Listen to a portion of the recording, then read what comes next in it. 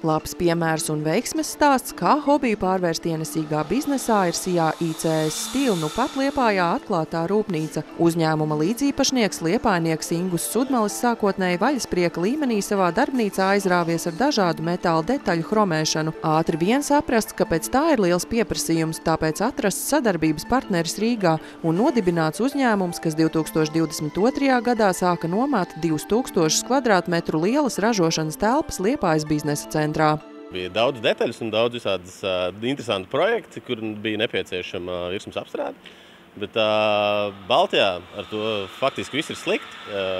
Kvalitātes nebija nekur, nebija iespējas to izdarīt, nebija kaut kādi saprotami termiņi, kaut kāda atbildība un mīlestība pret to, ko dara. Tad vienkārši nolēmām, ka to visu vajag mainīt. Klientu un pasūtījumu skaits ar vien pieaudzis, tāpēc nomātajās telpās kļuvis par šauru, un tagad uzņēmums izaudzis līdz savai rūpnīcai 3200 kvadrātmetru lielai ēkai bijušajā Liepājas metalurga teritorijā. Piesaistot centrālās finanšu un līguma aģentūras finansējumu, ražotnes būvniecībā investēti aptuveni 2,5 miljoni eiro, vēl $1,5 miljons ieguldīts ražošanas iekārtās. Ļoti liels prieks, ka šis ir latviešu kapitāla uzņēmums. Ja? Tad ir ļoti svarīgi, lai Liepājā un Latvijā attīstītos Latvijas uzņēmumi, Latvijas kapitāla uzņēmumi, jo tā tomēr ir mūsu, rāda arī mūsu valsts stiprumu un spēku arī ekonomikā. Jaunajā ražotnē plānots veikt dažāda veida metāla virsmu apstrādi, piemēram, cinkošanu, hromēšanu, niķelēšanu un elektropulēšanu.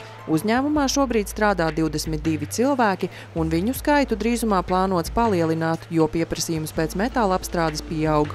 Šeit ir ļoti daudz metāla apstrādes uzņēmumi, kas ir mūsu potenciālie un jau arī esošie klienti. Visas tās lietas, ko saražo šie paši Liepājas uzņēmumi, mēs viņus noklājam ar šo nepieciešamo, vai tas ir cinks vai cits materiāls, un viņi tālāk jau eksportē projām. Mēs varam droši apgalvot, ka pēc 2 gadiem mēs būsim spēcīgākais uzņēmums Baltijā šajā jomā.